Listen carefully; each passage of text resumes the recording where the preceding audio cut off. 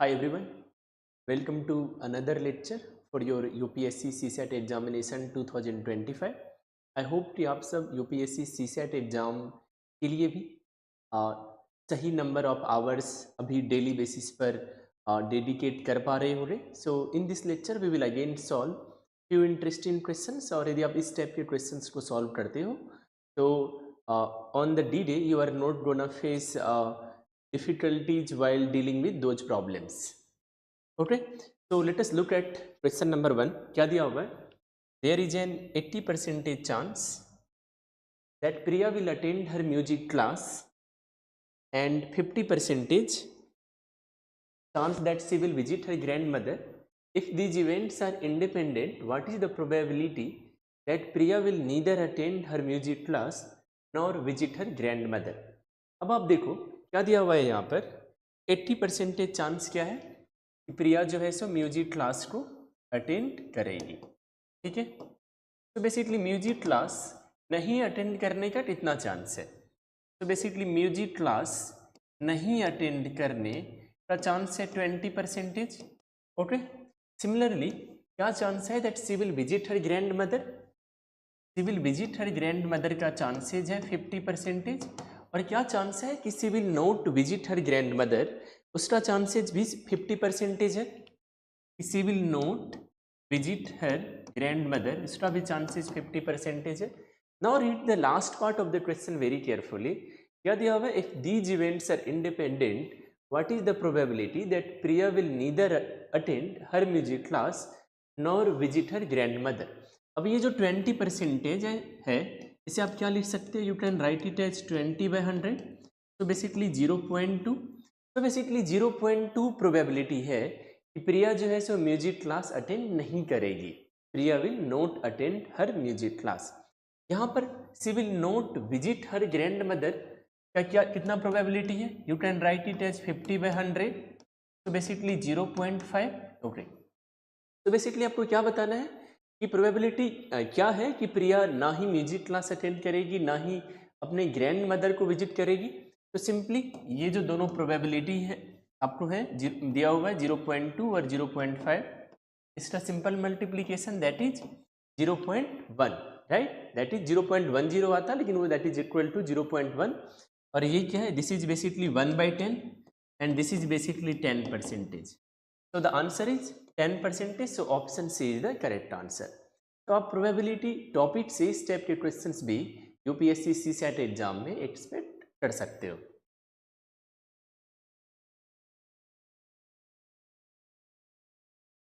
Okay, now let us look at question number 2. ये जो question number 2 है ये profit loss discount mart price cross price selling price topics है. लेकिन मैंने आपको कई बार बताया कि जो प्रॉफिट लॉस डिस्काउंट से जो क्वेश्चंस होते हैं यदि आपको बस परसेंटेज भी सही मायने में समझ में आता है you will be able to solve that question. तो क्या दिया हुआ है? Retailer sells an article at 2 successive discounts of 15% and 20% on the marked price yet still makes a profit of rupees 1440 if his cost price was rupees 4000. What was the mart price? So our ultimate goal is to find the mart price. Okay, और क्या दिया हुआ है? Cross price क्या है retailer के लिए? That is 4000. और यहाँ पर रिटेलर को कितने रुपए का प्रॉफिट हो रहा है? प्रॉफिट है आपका रुपीज 1440, ये प्रॉफिट है. क्रॉस प्राइस ये है. क्या यहाँ से आप सेलिंग प्राइस निकाल सकते हो? प्रॉफिट यदि हो रहा है मीन्स क्रॉस प्राइस से ज़्यादा प्राइस पर बेचा जा रहा है, तो सेलिंग प्राइस क्या होगा? Cost price plus profit. तो यहाँ से आपको दिख रहा होगा दिस इज सेलिंग प्राइस. दोनों को आप ऐड कर दोगे so selling price is rupees 5440. ये है सेलिंग प्राइस. लेकिन मार्ट प्राइस आपको फाइंड आउट करना है. और क्या दिया हुआ है कि रिटेलर ने सक्सेसिव डिस्काउंट दिया है 15% का और 20% का. तो व्हाट डज इट मीन? यदि आप ये मान लो कि मार्ट प्राइस जो है आप उसे मार्ट प्राइस ही लिख लो. आप चाहो तो इसे एक्स वाई सब भी अज्यूम कर सकते हो लेकिन इसे आप मार्ट प्राइस ही रहने दो, उससे कुछ भी फर्क नहीं पड़ता है. तो बेसिकली सबसे पहले कितने परसेंटेज का डिस्काउंट? 15% का discount. What does it mean? Mart price में 15% का रिडक्शन. तो इसे आप क्या लिख सकते थे? Mart price into 1 minus 0.15. या मे बी आप में से कुछ लोग डायरेक्ट लिखोगे मार्ट प्राइस इंटू 0.85. राइट, या मे भी कुछ लोग इसे लिखोगे आप सब 85/100, 1 माइनस 15/100। उसके बाद अगेन 20% का डिस्काउंट है, इंटू 1 माइनस 0.2 या इंटू 0.8 या फिर इंटू 80/100। तो basically into 80/100 that is equal to what. देखो मार्क प्राइस पर आप डिस्काउंट दे रहे हो, पहले 15% का, देन उस पर 20% का, फिर जो अमाउंट है वही तो सेलिंग प्राइस है। तो basically this is equal to selling price. तो बेसिकली मार्क प्राइस इंटू, इसे यदि आप सिंप्लीफाई करोगे तो आप देख सकते हो 5 इंटू 17 एंड 5 इंटू 20, तो 17/20, this is 20 into 4 and this is 20 into 5, तो दिस इज 4/5। तो basically equal to what, selling price. Selling price क्या है, 5440 है। सेलिंग प्राइस आपका क्या है, 5440 है। यहाँ से आप और सिंप्लीफाई कर सकते हो, 4 इंटू 1 एंड 4 इंटू 5। ओके, अब जरा देखो, if you look at these options, सारे ऑप्शंस में आपको मल्टीपल जीरोज मिल रहे हैं, राइट, और आपको मार्क प्राइस फाइंड आउट करना है। तो what does it mean, it means कि शायद ये 5440 जो है वो 17 से कंप्लीटली डिविजिबल है। ओके, तो यहाँ से वैसे भी आप ऑब्जर्व कर सकते हो कि 17 into 1 and 17 into 3 that is 51। फिर क्या बचेगा रिमाइंडर में, 3 एंड 4, सो 17 इंटू 2, तो बेसिकली 17 इंटू 32 इक्वल टू 544, तो बेसिकली 320। तो यहाँ से आपको मार्क प्राइस क्या आ जाएगा, क्रॉस मल्टीप्लीकेशन करोगे आप, तो सिंपली 5 इंटू 5 इंटू 320। देखो 32 इंटू 5 क्या होता है, 32 इंटू 5 होता है 160 एंड 160 इंटू 5 क्या होता है 800 और 80 और है, सो मार्क प्राइस इज ₹8,000। तो ₹8,000 is present in option B, right. तो आप देख सकते हो यहाँ पर आप कोई स्पेसिफिक फार्मूला नहीं यूज कर रहे हो, आप यदि परसेंटेज के बेसिक कॉन्सेप्ट्स का भी यूज कर रहे हो, you are still able to solve the question, right. क्योंकि यूपीएससी सीसेट को स्पीड वाला एग्जाम तो है ही नहीं, यहाँ पर तो आपका सबसे पहला और सिंपल रूल क्या होता है कि बस क्वालिफाइंग स्कोर आ जाए, उसके बाद फिर आप जितना भी स्कोर कर सको, राइट। तो यहाँ पर यदि आप बेसिक से भी सॉल्व करोगे, right, bye selecting the right questions, right, उसके बाद थोड़ा सा टाइम इन्वेस्ट करके भी, ताकि आपका एक्यूरेसी 100% रहे, तो कभी भी सीसेट में आपको किसी भी टाइप का कोई प्रॉब्लम नहीं होने वाला है।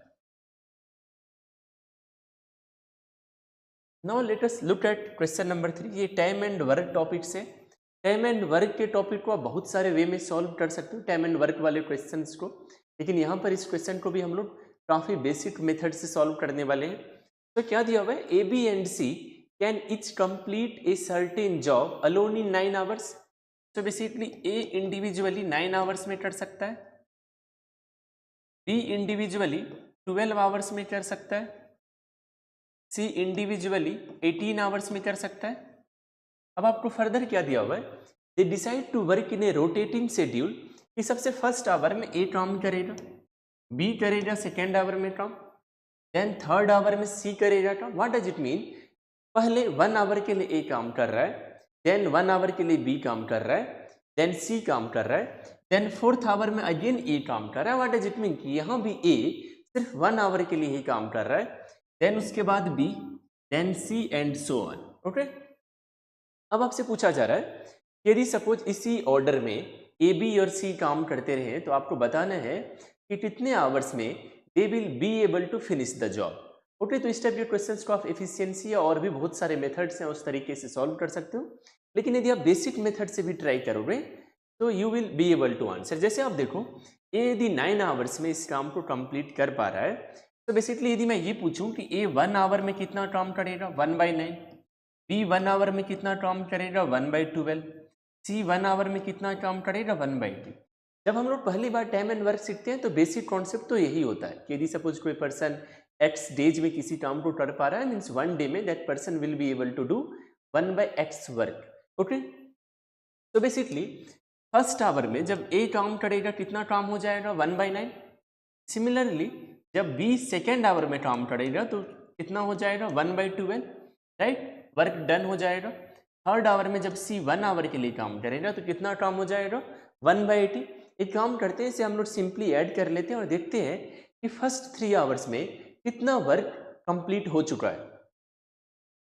अब यदि इसे आप सॉल्व करोगे ऑब्वियस है, एंड 9, 12 और 18 का आपको एलसीएम लेना होगा जो कि इक्वल है 36 के, सो 9 × 4, then obviously 12 × 3, 18 into 2. So basically 4 plus 3 plus 2 is equal to 9. 9 by 36. So basically 1 by 4. जैसे आप इस स्टेप के वैल्यू देखते हो 1 by 4, 1 by 5, 1 by 6, you should be extremely happy. क्योंकि व्हाट डज इट मीन कि अब शायद यहाँ से आपको ज़्यादा कैलकुलेशन नहीं करना पड़ेगा. सो बेसिकली ये जो 3 आवर्स में टोटल 1 आवर ए बी और सी तीनों ने यहाँ पर काम किया है. तो बेसिकली 3 आवर्स में अब देखो कितना काम हो चुका है. 3 आवर्स में 1 by 4 वर्क हो चुका है.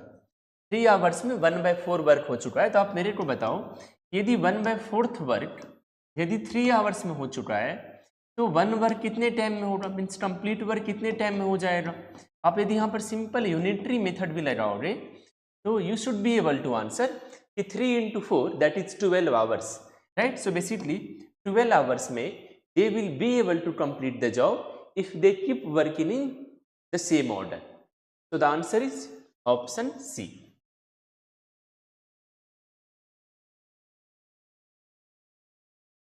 Now let us look at question number 4. ये अगेन प्रोबेबिलिटी से है. क्या दिया हुआ है, ए फेयर सिट sided die is roll 2 times. देखो वैसे मैं जो साइंस बैकग्राउंड वाले स्टूडेंट्स नहीं है उसे यूजुअली प्रोबेबिलिटी पी एंड सी के क्वेश्चंस को थोड़ा सा अवॉइड करना चाहिए यदि उसने सच में एफर्ट्स नहीं डाला है फॉर दीज टॉपिक्स. फिर भी हम लोग क्यों कर रहे हैं इन क्वेश्चंस को सॉल्व, कि कई बार ऐसा होता है कि प्रोबेबिलिटी टॉपिक सबसे आसान भी क्वेश्चंस पूछे जाते हैं. यदि एटलीस्ट यदि आपने पहले बेसिक्स क्लियर बेसिक्स यदि आपको मतलब आती है और उसके बाद यदि आप कुछ इस टाइप के क्वेश्चंस को यदि आप देखोगे कि कैसे हम लोग टैकल करते हैं तो यदि आसान क्वेश्चंस पूछे जाएंगे इन टॉपिक से तो आप उन क्वेश्चंस को भी इजीली हैंडल कर पाओगे. तो बेसिकली क्वेश्चन नंबर 4 में क्या दिया हुआ है, a fair 6 sided die is roll 2 times. आपको ये तो समझ आता ही होगा कि डाई को आप रोल करोगे तो 1 से लेकर के 6 तक कोई सा भी नंबर आ सकता है, 1 2 3 4 5 6. Okay. So what is the probability that the result on the second roll is divisible by the result on the first roll? Okay. अब मेरे को ये बताओ कि आपको ये दिया हुआ है कि सेकेंड रोल में जो नंबर आएगा, राइट, वो फर्स्ट रोल से कंप्लीटली डिविजिबल होना चाहिए. यदि फर्स्ट रोल पर यदि 1 आ रहा है तो आप सोचो सेकेंड रोल पर कौन कौन सा नंबर आप एक्सेप्ट कर सकते हो जो 1 से डिविजिबल होगा. यहाँ पर डिविजिबल का एक और भी मीनिंग है. तो नंबर्स यदि मल्टीपल होंगे तो इसके डिविजिबल होंगे, 1 से डिविजिबल होगा. सो बेसिकली यदि फर्स्ट रोल में यदि 1 आएगा तो देखो सेकेंड रोल में यदि 1 आए वो भी डिविजिबल है, इनफैक्ट 2 भी, देन 3 4 5 6. अब देखो इन 6 नंबर में से सारे नंबर्स 1 से तो डिविजिबल है ही. मीन्स यदि फर्स्ट रोल में यदि 1 आता है तो सेकेंड रोल पर इन 6 नंबर्स में से आप किसी भी नंबर को एक्सेप्ट कर सकते हो. तो बेसिकली देयर आर 6 केसेस. अब देखो 1 1 1 2 इसी टाइप से आप लिखते चले जाओगे, 1 6 तक आप जाओगे. तो बेसिकली 6 केसेज यहाँ से निकल करके आ गया, राइट. आपको थोड़ा ये भी समझ में आना चाहिए. आई होप कि ये समझ में आपको आ रहा होगा कि टोटल 36 केस पॉसिबल है. 1 1 से लेकर के 1 6, देन 2 1 से लेकर के 2 6, सिमिलरली 6 6 तक, राइट. सो टोटल तो 36 केसेज पॉसिबल है. अब आप देखो यदि फर्स्ट रोल पर यदि 2 आएगा, सपोज कि फर्स्ट रोल पर 2 है. अब सेकेंड रोल पर आप क्या सब एक्सेप्ट कर सकते हो. सेकेंड रोल पर 2 आए, 2 इज डिविजिबल बाई 2. 4 आए, 4 इज डिविजिबल बाई 2. 6 आए, 6 भी है डिविजिबल 2 से. तो बेसिकली देखो आप यहाँ पर सेकेंड रोल में आप 2 4 6 में से इन तीनों नंबर्स को आप एक्सेप्ट कर सकते हो. ये तीनों नंबर्स कंप्लीटली डिविजिबल हैं 2 से. तो बेसिकली यहाँ पर कितने केस बन रहे हैं, यहाँ पर 3 केस बन रहे हैं. तो देयर आर 3 केसेज, राइट. इसे आप लिख के भी रख सकते हो. वैसे ये सब आपको नहीं लिखना पड़ेगा. अब क्यों ही ये सब लिखने में आप अपना टाइम थोड़ा सा वेस्ट करोगे, आप डायरेक्टली भी समझ सकते हो कि there are 3 possible cases. So basically यदि फर्स्ट रोल में 2 आ रहा है तो सेकेंड रोल में 3 ऐसे नंबर्स हैं जिसे आप एक्सेप्ट कर सकते हो. नाउ व्हाट अबाउट कि जब फर्स्ट रोल में आपका 3 आए तब कितना केस पॉसिबल है, तब 2 केस पॉसिबल है. क्योंकि इस केस में आप सेकेंड रोल में 3 भी एक्सेप्ट कर सकते हो और 6 भी एक्सेप्ट कर सकते हो. So basically there are 2 cases. बाकी जो नंबर्स हैं वो 3 से डिविजिबल नहीं है. देखो 1 नहीं है, 2 नहीं है, 4 नहीं है, 5 नहीं है, राइट. व्हाट अबाउट जब फर्स्ट रोल पर 4 आए. यदि फर्स्ट रोल पर 4 आएगा तो सेकेंड रोल में सिर्फ और सिर्फ आप 4 ही एक्सेप्ट कर सकते हो. बाकी कोई सा भी नंबर 4 के अलावा इस 4 से डिविजिबल नहीं है। So basically there is one case. Similarly जब फर्स्ट रोल में 5 आएगा तो सेकेंड रोल में आप सिर्फ और सिर्फ 5 को एक्सेप्ट कर सकते हो, right. So one case. Again यदि फर्स्ट रोल पर 6 है, सपोज कि फर्स्ट रोल में 6 आया है, मीन्स सेकेंड रोल में आप सिर्फ और सिर्फ 6 को ही एक्सेप्ट कर सकते हो। So there is one case. So basically देखो आप, 6 case plus 3 is 9, 9 plus 2 is 11, 11 plus 1 is 12, 12 plus 1 is 13, 13 plus 1 is 14। तो कितने केसेस? 14। और टोटल कितना केस है? टोटल केस 36 हो सकता है। तो 14/36, सो द आंसर इज 7/18। आपको आई होप कि ये समझ में आ रहा हो। ये जो इवेंट है, जिस इवेंट की आपकी प्रोबेबिलिटी फाइंड आउट करनी है, वो इवेंट कितना फिजिबल है? That is 40 out of 36। so 14/36। so basically 7/18 is our answer। ये यहां पर 2 into 7 and 2 into 18। now let us look at question number 5। क्या दिया हुआ है कि जो सैलरी है ए की वो बी से 15% ज्यादा है, बी की सैलरी सी से 20% ज्यादा है। अब आपको बताना है कि सी की जो सैलरी है वो ए से कितना परसेंटेज कम है। वैसे तो नॉर्मली जब भी इस टाइप के क्वेश्चन से आपको डील करना होता है तो एक नॉर्मल अप्रोच ये होता है कि आप यदि ए की सैलरी को 100 मान लो, सपोज आपने ए की सैलरी को 100 मान लिया, ठीक है। इस तरीके से सपोज सी की सैलरी आपने फाइंड आउट कर ली। सपोज सी की सैलरी आ गई 85, थोड़ी देर के लिए आप मान लो कि सी की सैलरी आ चुकी है 85। कितने का गैप है? 15 का गैप है। तो आप इजीली आंसर कर सकते हो 15%, राइट। यदि सपोज कोई और पर्सन हो डी और आपसे पूछा जाए कि डी की सैलरी ए से कितना परसेंटेज ज्यादा है, राइट, ए से आप यहां पर कंपेयर कर रहे हो। अगेन आप ए की सैलरी सपोज आपने मान लिया 100 और डी की सैलरी सपोज आ रही 122, तो 22 का गैप है। So basically 22% is our answer. I will suggest you कि जब भी आप इस टाइप के क्वेश्चंस को सॉल्व करो, जिससे भी कंपेयर करना है उसे आप 100 मान लो, थोड़ा सा काम आसान हो जाता है। अलग से कुछ भी परसेंटेज नहीं फाइंड आउट करना होता है। जो गैप होता है, जो डिफरेंस होता है, जितना मोर देन या जितना लेस देन होता है, वही परसेंटेज में भी आंसर होता है। तो आई विल सजेस्ट यू कि आप चाहो तो एक बार खुद से उस वे में ट्राई करना। तो क्या दिया हुआ है? The salary of as 15% higher than be. वैसे मैं इसे जो नॉर्मल अप्रोच है, जो हम लोग इन तुरंत में सोचते हैं, मैं उसी मेथड से सॉल्व कर रहा हूँ। तो बेसिकली यहाँ पर बी की सैलरी आप यदि 100 मान लेते हो तो यू कैन इजीली से ए की सैलरी क्या है? 115, क्योंकि 15% ज्यादा है। अब क्या दिया हुआ है कि जो बी की सैलरी है वो 20% ज्यादा है सी की सैलरी से। तो बेसिकली बी की सैलरी सी की सैलरी से 20% ज्यादा है। आप अज्यूम कर लो कि सी की सैलरी सी है और सी की सैलरी से 20% ज्यादा है, तो आप सी की सैलरी को 20% यदि इंक्रीज कर दोगे तो बी की सैलरी के इक्वल हो जाएगा, राइट। तो basically you can write C into 120 divided by 100 that is equal to 100। यहां से आप सी की सैलरी फाइंड आउट कर सकते हो। You can right you can do 20 into 6 and 20 into 5, then again 2 into 3 and 2 into 50। so basically 50 into 5 is 250, 250/3। so basically C की salary क्या है? 250/3 है। A की सैलरी क्या है? 115 है। यहाँ से आपको समझ में आ रहा होगा कि ये जो वैल्यू है ये 83.33 है, राइट, क्योंकि 3 into 83 क्या होता है? That is 249। तो ऑब्वियस है कि C की सैलरी क्या है? कम है ए की सैलरी से। अब आपको बताना है कि सी की सैलरी ए की सैलरी से कितना परसेंटेज कम है, राइट। सो बेसिकली सबसे पहले तो ये देख लेते हैं कितना कम है, कितने का गैप है। तो उसके लिए आपको क्या करना होगा? You will have to write 115 minus 250/3, right. तभी तो आप फाइंड आउट कर पाओगे कि सी की सैलरी ए की सैलरी से कितना कम है। उसके बाद चूंकि ए से कंपेयर करना है, ए से कंपेयर करके बताना है कितना परसेंटेज कम है, तो ए की जो सैलरी है उसे आपको डिनोमिनेटर में लिखना होगा, राइट। उसके बाद आपको क्या करना होगा? इनटू 100 करना होगा, क्योंकि परसेंटेज में आपको आंसर करना है। अब यदि आप इसे सॉल्व करने जाओगे तो क्या हो जाएगा? 1 और 3 के एलसीएम इज 3, तो 345, 1 into 3 है, सो 115 into 3 is 345 minus 250 divided by 115 into 100, तो ये कितना आ जाएगा? 345 में से 250 आपको सब्सट्रैक्ट करना है। देखो 350 होता, 350 माइनस 250 आप करते तो 100 आता, राइट। लेकिन ये 345 है, 5 कम है तो 100 में से 5 कम कर देते हैं। तो this is 95/3 divided by 115 into 100। इसे आप क्या लिख सकते हैं? You can write 95 divided by 3 into 115 into 100, right. So इसे आप सिंप्लीफाई कर लोगे, इसे आप लिख सकते हो 5 into 23 and 5 into 19। So basically 1900 divided by 69, right. 19 into 100 क्या आ जाएगा? 1900 आ जाएगा divided by 69, right. So basically यहाँ से आपका आंसर क्या आ जाएगा? बाद में सिंप्लीफाई कर लेना, 27.53% आ जाएगा।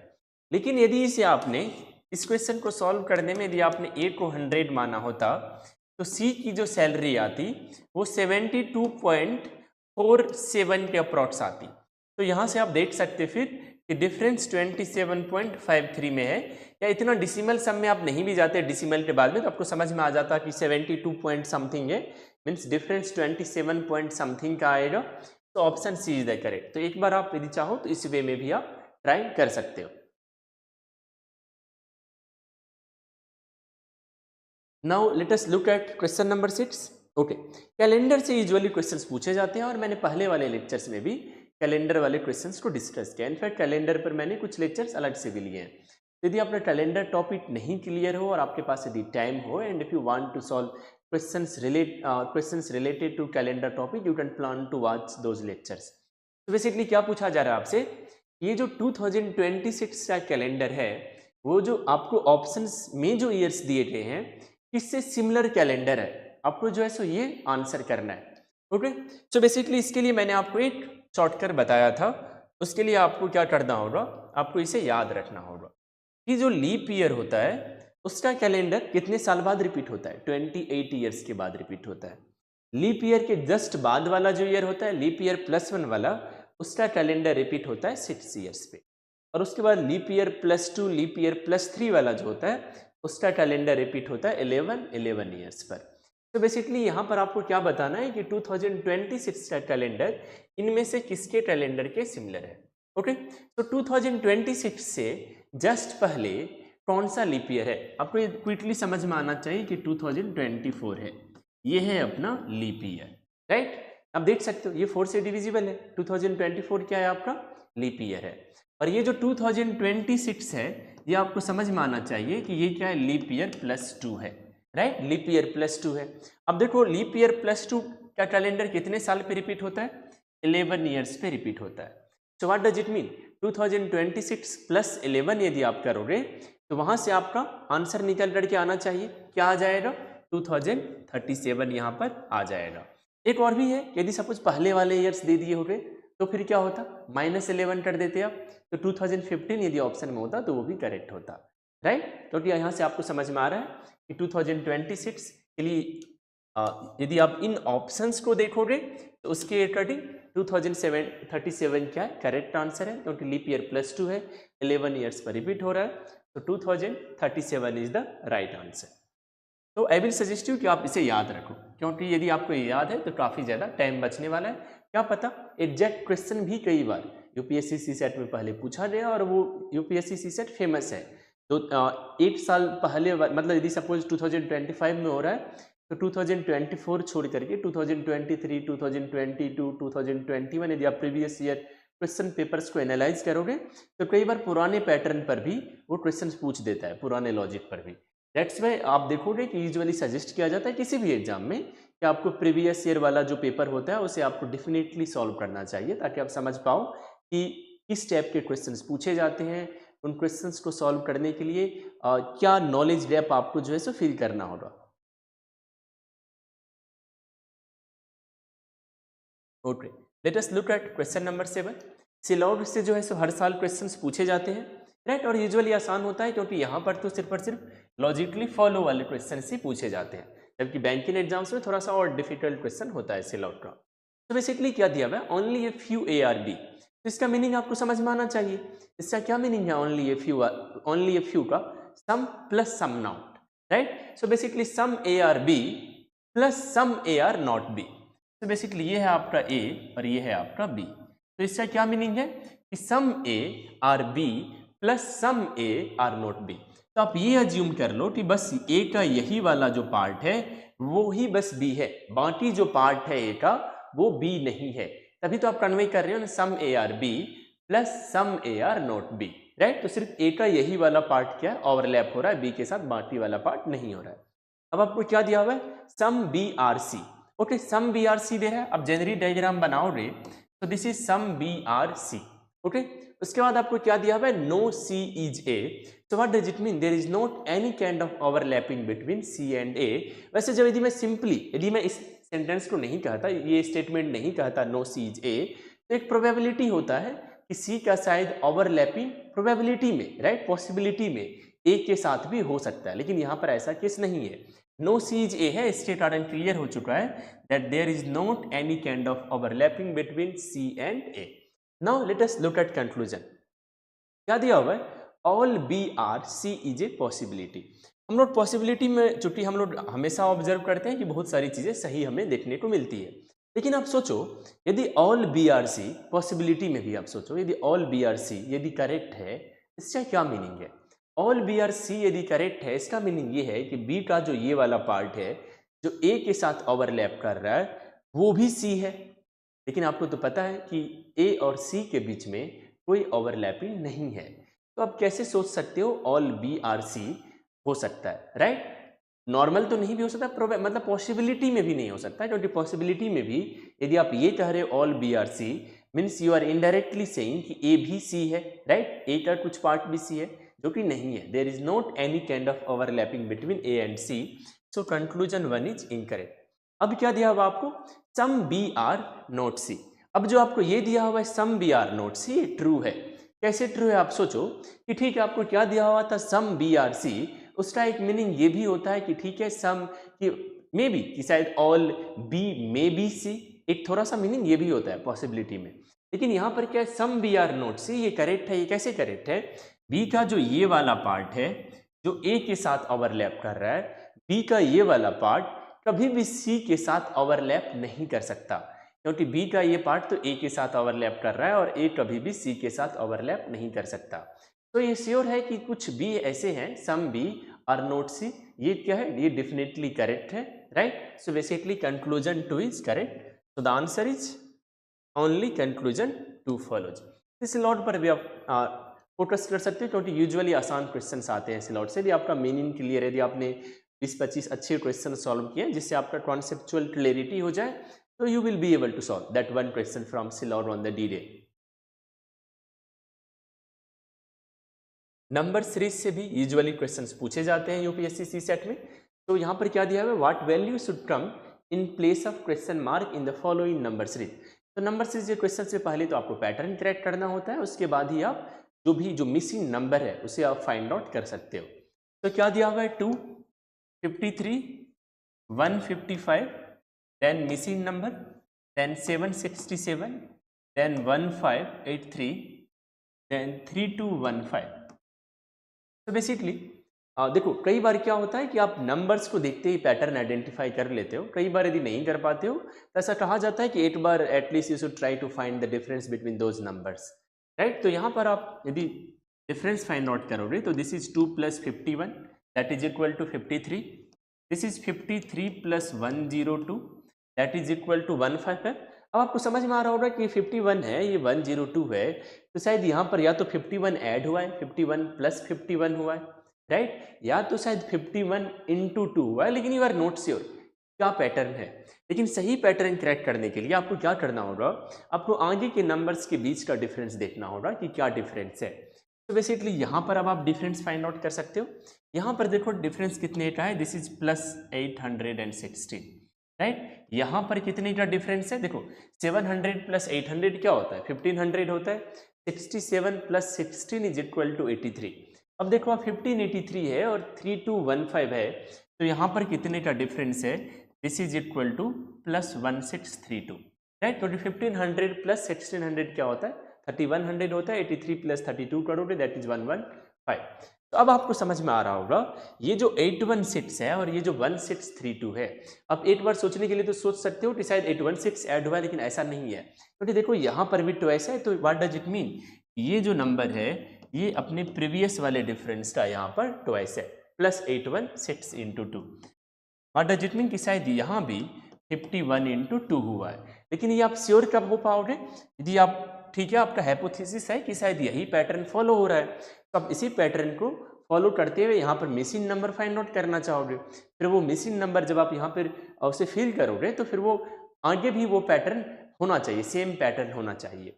तो बेसिकली यदि ये जो डिफरेंस है वो यदि ट्वाइस होता जा रहा है जैसा कि आप देख रहे हो, तो ये 102 है। So what does it mean, यहाँ पर क्या होना चाहिए, this should be equal to 204। तो बेसिकली 102 इंटू 2, तो 155 plus 204 is equal to what, this is equal to 359। अब देखो 359 है क्या ऑप्शन में, हाँ 359 ऑप्शन में है। ठीक है, आप इसे क्रॉस वेरीफाई भी कर सकते हो। कैसे कर सकते हो आप, ये देखो यहाँ पर फिर से डिफरेंस ट्वाइस हो चुका है, 204 हो चुका है। तो व्हाट डज इट मीन, यहाँ पर डिफरेंस क्या होना चाहिए, प्रीवियस वाले डिफरेंस का ट्वाइस होना चाहिए। तो this should be equal to 408। देखो यहाँ पर हो रहा है justify, 359 plus 408 is equal to 767। वैसे आप एक तरीका से और भी ऑब्जर्व कर सकते हो, दिस इज 204 इंटू 2, और ये जो 816 है this is also equal to 408 into 2, right. So what is the correct answer, correct answer is 359। So option C is the correct answer. तो आप नंबर सीरीज पर भी फोकस कर सकते हो क्योंकि नंबर सीरीज से भी यूजुअली डुएबल क्वेश्चंस पूछे जाते हैं। Okay, late us look at question number 9। ये डेटा सफिशिएंसी से है, टाइम स्पीड एंड डिस्टेंस वाले टॉपिक से, स्पेशली बोट एंड स्ट्रीम वाले से है, और डेटा सफिशिएंसी से बहुत सारे क्वेश्चंस पूछे जाते हैं इन यूपीएससी सीसेट एग्जाम। तो obviously if you want to solve the questions of data sufficiency on the D day, तो आपको अभी से फिर उस टाइप के क्वेश्चंस को सॉल्व करना पड़ेगा। तो यहाँ पर क्या है, यहाँ पर there are 3 statements. Our ultimate goal is to find कि how long will a boat take to travel from point A to point B in still water. तो बेसिकली बोट जो है सो उसे कितना आवर्स लगेगा पॉइंट ए से point B में जाने में, पॉइंट ए से पॉइंट बी जाने में इन स्टिल वाटर। स्टिल वाटर का यहाँ पर क्या मीनिंग होता है, यदि आपने पहले पढ़ रखा होगा बोट एंड स्ट्रीम, राइट। तो बोट के स्पीड को यूजुअली हम लोग यू से रिप्रेजेंट करते हैं और स्ट्रीम के स्पीड को हम लोग वी से रिप्रेजेंट करते हैं। एक होता है डाउन स्ट्रीम, एक होता है अप स्ट्रीम। तो डाउन स्ट्रीम में हम लोग यू प्लस वी सोचते हैं, अप स्ट्रीम में हम लोग क्या करते हैं, u माइनस वी होता है अप स्ट्रीम में। लेकिन जब स्टिल वाटर की बात होती है, व्हाट डज इट मीन कि स्ट्रीम वहां पर काम नहीं कर रहा है, राइट। स्टिल वाटर है, स्ट्रीम नहीं है वहां पर। तो बोट का स्पीड क्या होता है स्टिल वाटर में, जो बोट का नॉर्मल स्पीड होता है u, वही बोट का स्पीड होता है स्टिल वाटर में। तो बेसिकली यहाँ पर क्या है कि यदि सपोज आपको u पता हो, राइट, उसके बाद यदि आपको डिस्टेंस पता हो कि पॉइंट ए से पॉइंट बी का क्या डिस्टेंस है, you can simply write d by you and that's how you can find कि कितना आवर्स लगेगा बोट को पॉइंट ए से पॉइंट बी जाने में। Okay, late us look at statement 1। Statement 1 तो आपको डिस्टेंस बता रहा है कि ठीक है ए एंड बी के बीच में क्या डिस्टेंस है, 90 किलोमीटर है। तो बेसिकली यहाँ पर जो डी का वैल्यू है वो आपको दिया हुआ है, ये क्या है 90 किलोमीटर है। लेकिन आप मेरे को बताओ कि आप स्टेटमेंट 1 की हेल्प से कर सकते हो, आंसर नहीं कर सकते हो। आपको D by U find out करना है, you don't have access to U. तो कैसे करोगे आप, वैसे भी जब भी आप इस टाइप के क्वेश्चंस को सॉल्व करो एक बार आप ऑप्शंस को जरूर देखो। जब आपको 2 ही स्टेटमेंट दिए गए होते हैं, स्टेटमेंट 1 और स्टेटमेंट 2, तब तो वहाँ पर रहता है कि सिंगल स्टेटमेंट भी कैपेबल है टू आंसर द क्वेश्चन। उसके बाद रहता है कि either of the statements alone is sufficient to answer the question. फिर रहता है बोथ स्टेटमेंट्स कंबाइन करके आप आंसर कर सकते हो, रहता है कि कंबाइन करने के बाद भी you can't answer the question.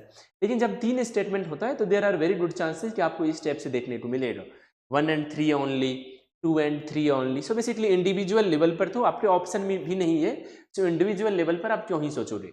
उसके बाद आपको क्या दिया हुआ है, the ratio of the boats downstream speed to its upstream speed is 4:2। तो नॉर्मली बोट का जो स्पीड होता है स्टिल वाटर में उसे यू माना जाता है, और जो स्ट्रीम है स्ट्रीम के स्पीड को v किलोमीटर पर आवर माना जाता है, यही हम लोग नॉर्मली मानते हैं। तो बेसिकली डाउन स्ट्रीम में क्या स्पीड होगा, डाउन स्ट्रीम में स्पीड होता है u प्लस वी, और अप स्ट्रीम में क्या स्पीड होता है, that is u minus V, और ये आपको दिया हुआ है 4:2 है, राइट। ये क्या है आपका 4:2 है। तो बेसिकली यहाँ से आप इस तरीके से सोच सकते हो क्या कि u plus we suppose 4m दिया हुआ है आपको, राइट, और u माइनस वी दिया हुआ है 2m, या सपोज x मान लो इसे आप, u प्लस वी क्या दिया हुआ है 4x दिया हुआ है, u माइनस वी क्या दिया हुआ है 2x दिया हुआ है। इन दोनों इक्वेशन को यदि आप सॉल्व करोगे तो यदि आप सिंपली ऐड भी कर दोगे तो this is equal to 2u, 2u equal to 6x, तो u equal to 6x by 2, तो u इक्वल टू 3x। अब यदि आपको u का वैल्यू पता है 3x और u प्लस v है 4x, तो you can easily answer v equal to x, क्योंकि u के बदले आप 3x रखोगे तो 3x plus v equal to 4x, तो v equal to 4x minus 3x that is equal to x, right. वैसे एक तरीका और भी होता है कि जब भी आपको ये 4:2 दिया हुआ है, जो शॉर्टकट होता है, सिंपली दोनों को ऐड करो, 2 से डिवाइड कर दो, वो क्या है, वो आपका बोट का जो स्टिल वाटर हेमिस्फीयर है उससे u का वैल्यू आ जाएगा। तो समझ में आ रहा होगा 4 plus 2 divided by 4 plus 2 divided by 2 that is 3, right. तो आप 3x मान लो u को, और जो बच जाएगा, right, so that is x, तभी तो 3x प्लस x 4x हो पाएगा, और 3x माइनस x 2x हो पाएगा, तो 4x by 2x will be equal to 4:2, right. तो यहाँ से आपका u का वैल्यू है 3x, v का वैल्यू है x। लेकिन आप बताओ कि क्या यहाँ पर 1 और 2 को आप कंबाइन भी कर दोगे तब भी आपका u का वैल्यू तो x में है। Can you find d by U? No, you can't find, right. Let us look at statement 3 कि स्टेटमेंट 3 में आपको क्या दिया हुआ है। स्टेटमेंट 3 को यदि आप देखोगे तो इसमें दिया हुआ है द बोट्स राउंड ट्रिप क्या है, a टू b और b to a takes a total of 9 hours, right. तो बेसिकली a से b जाएगा बोट और फिर वो b से a जाएगा। आपको नहीं पता कि a से b में डाउन स्ट्रीम है या फिर b से a में डाउन स्ट्रीम है, ऑब्वियस है, यदि a से b में डाउन स्ट्रीम है तो b से a में अप स्ट्रीम होगा, या a से b में यदि अप स्ट्रीम है तो b से a में डाउन स्ट्रीम होगा। लेकिन ये तो क्लियर होना चाहिए कि a टू b और b टू a में एक बार तो डाउन स्ट्रीम होगा और एक बार क्या होगा, अप स्ट्रीम होगा। तो बेसिकली यहाँ पर थोड़ा सा और यदि वो स्टेप से मेंशन रहता तो और बेटर होता, राइट। सो बेसिकली क्या है, डिस्टेंस है 90 किलोमीटर, राइट। तो देखो यदि आप 1 एंड 3 सब भी सोचो तो 1 एंड 2 में तो आप नहीं कर सकते, 1 एंड 3 में भी आप नहीं कर सकते, राइट। यहाँ से भी आप क्या ही फाइंड आउट कर सकते हो 1 एंड 3 वाले डेटा को यूज करके, ओके। सो बेसिकली यहाँ से देखो आप क्या है, बोट का यदि आप डाउन स्ट्रीम वाले केस में सोचोगे तो डाउन स्ट्रीम वाले केस में क्या स्पीड माना है आपने, 4x माना है, right, 4x। So basically down stream में एक बार 4x, एक बार डाउन स्ट्रीम होगा और एक बार क्या होगा, एक बार अप स्ट्रीम होगा, तो 2x that is equal to what, that is equal to 9।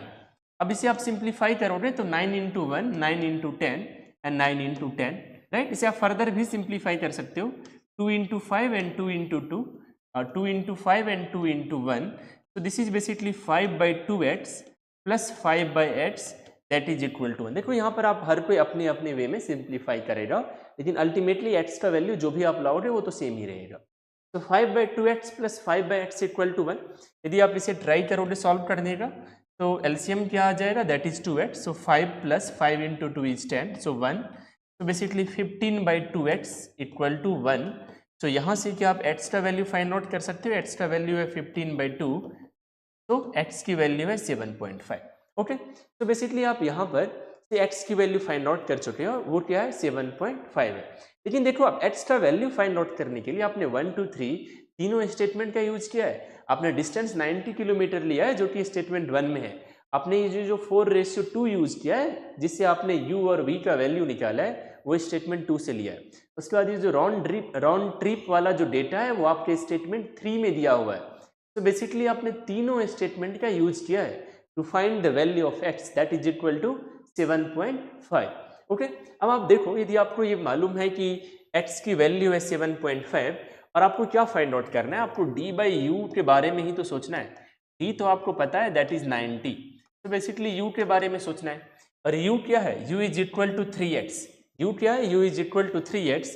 तो क्या आप फाइंड आउट कर सकते हो, 3x है, x की वैल्यू है 7.5, तो this is basically 22.5 kilometre per our. यहाँ पर मैंने किलोमीटर पर आवर सबका ध्यान नहीं रखा है क्योंकि आप देखोगे सारे वैल्यूज किलोमीटर आवर्स में दिए हुए तो ऑब्वियस है तो आप किलोमीटर पर आवर में ही आपका ये स्पीड सब आएगा। So 3 into 7.5 equal to 22.5 kilometre per hour. D क्या है 90 है, यू की वैल्यू क्या है 22.5 है, so this is equal to 4। इसे आप सिंप्लीफाई कर सकते हो, या तो 22.5 इंटू 4 करोगे दैट इज इक्वल टू 90, या फिर आप इस तरीके से करोगे 5 इंटू 45 5 इंटू 180, अगेन आप सोच सकते हो 45 इंटू 4 इज 180, या फिर आई थिंक आप ऐसे करोगे 5 इंटू 9, 5 इंटू 36, 9 इंटू 1, 9 इंटू 4, तो बेसिकली 4 आवर्स, राइट। तो आप देख सकते हो कि आप अब डिटरमाइन करने में तो कैपेबल हो कि बोट को कितना टाइम लगेगा पॉइंट ए से पॉइंट बी में जाने में स्टिल वाटर में, राइट, कितना टाइम लगेगा, दैट 4 आवर्स लगेगा।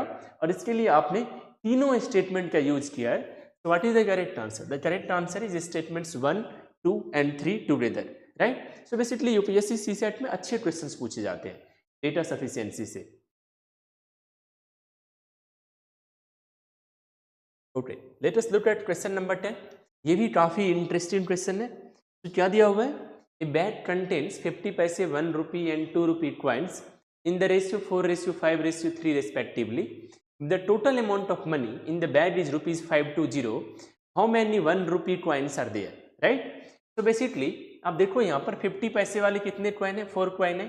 1 रुपये वाले कितने कॉइन है? 5 कॉइन है। 2 रुपये वाले कितने कॉइन है? 3, मतलब सॉरी ये नहीं है, 50 पैसे वाला आप 4x है यहाँ पर, राइट। तो बेसिकली 50 पैसे वाले कितने कॉइन्स हैं? That is 4x। 1 रुपीज वाले कितने कॉइन्स आप हैं? 5x, क्योंकि रेशियो दिया हुआ है, राइट। 2 रुपीज वाले कितने कॉइन्स हैं? दैट इज 3x, तभी तो ये रेशियो 4:5:3 मेंटेन हो पाएगा। फिर क्या दिया होगा? If the total amount of money in the bag is rupees 520। अब आप मेरे को बताओ 50 पैसे वाले 4x कॉइन है, राइट। सो बेसिकली 50 पैसा का क्या मीनिंग है? 0.5 रुपीज।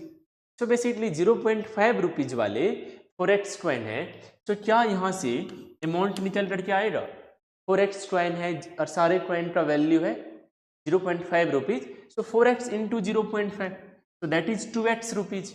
यहाँ पर देखो आप 1 रुपीज वाले 5x कॉइन है, तो यहाँ से क्या आ जाएगा total amount? That is equal to 5x। In this case 2 rupees वाले 3x कॉइन है, तो basically 6x rupees, 2x rupees, 5x rupees and 6x rupees. इसे आप ऐड करोगे तो क्या आ जाएगा? 2 + 5 इज 7, 7 + 6 इज 13, तो 13x रुपीज। लेकिन क्या आपको पता है ये 13x रुपीज किसके इक्वल है? दिस इज इक्वल टू 520, क्योंकि बैग में जो टोटल अमाउंट ऑफ मनी है वो कितना है? रुपीज 520 है। तो you can write 13x rupees equal to 520 rupees. तो basically x equal to 520 divided by 13, so this is equal to 40. 13 into 4 क्या होता है? 52. So the value of x is equal to 40. क्या बताना है आपको? आपको बताना है how many 1 rupee coins are there. So how many 1 rupee coins are there? 5x coin. क्या आपको x की वैल्यू मालूम है? या you know the value of x, that is equal to 40.